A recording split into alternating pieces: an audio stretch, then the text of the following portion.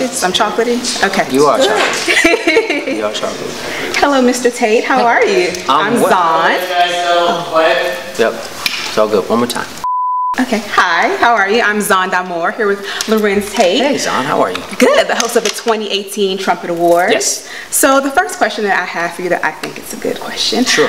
You have been in the industry a while, looking just 21, but I know you're a little over 21. A lot over 21, but yes. But how have your perception of awards changed since you began in your career? And you know, when you have peers who may feel like they haven't been validated, you know, by awards, kind of what do you tell them about having longevity versus like recognition? Well, for me, I believe that we don't do this for awards, but it's always nice when we can celebrate one another, you know, because when the time and energy is put forth and you dedicate your life, again, you don't do it for awards, but it's nice to be acknowledged. It's nice to celebrate one another and that community, to have a clear understanding that we have each other's back and that we can celebrate each other.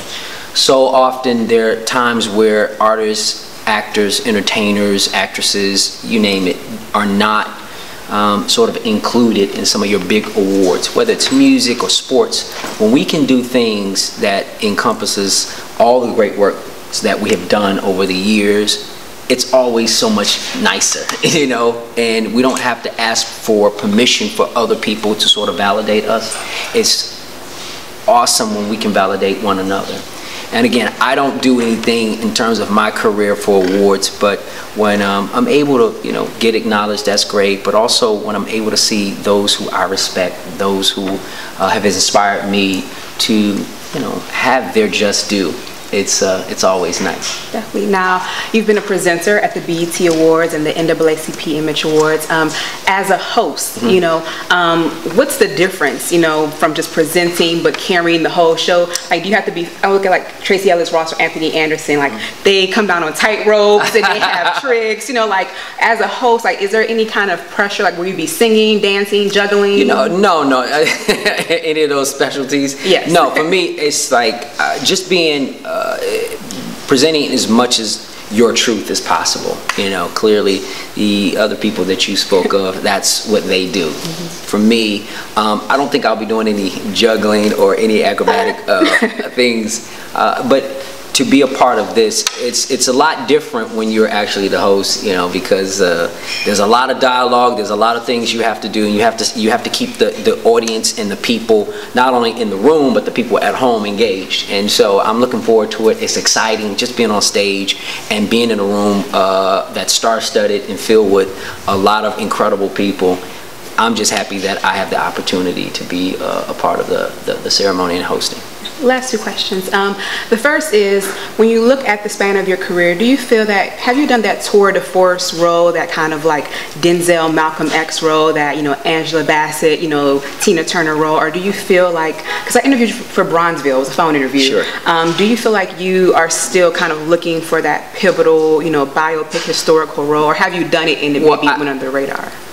I'll leave that up to the audience to decide, you know, over my career what that movie was, because what I might think is that pivotal movie, other people might think it was something else. So for me, I never want to, you know, stop there, you know, but I've been fortunate to have some incredible roles that people would deem a pivotal moment in my career, and some of those movies would be either, you know, groundbreaking movie, Menace II Society, Love Jones, Why Do Fools Fall in Love, Dead Presidents, a movie Crash that I was a part of, a bunch of different things. And I've been really fortunate to have a body of work that people can acknowledge and feel something. So, but I'm still looking for those incredible roles. And the last question, when I interviewed Usher when he played Sugar Ray Leonard in Hands of Stone, he mentioned you as the person that he looks to in terms of like how he decides what roles to play.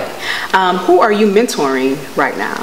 Oh wow. Well, first of all, Usher is an incredible artist all the way around, a smart businessman and a family man, and I always tip my hat off to him. Just a good brother, and I've known him for years, and I'm very flattered, and that's an honor to hear him say that. For me, I don't really know if I'm mentoring anyone in particular, but anytime that I'm able to work with actors and actresses, or directors or producers, if I can have just that connection with them, share some of my views and my thoughts, whether they choose to use them or not. And for me, I'm always listening as well. So I'm never in a mindset where I'm only, you know, a teacher. I'm still a student as well. So whether it's a first-time actor or actress or whomever, I like to try to learn as much as I possibly can and listen. Perfect. Well, it's a give and take. Thank you. Well, okay, so Valentine's Day, Black History Month, what day will we see Bounce Trumpet Awards? It'll be February 11th. February 11th is when you'll see the Bounce Trumpet Awards.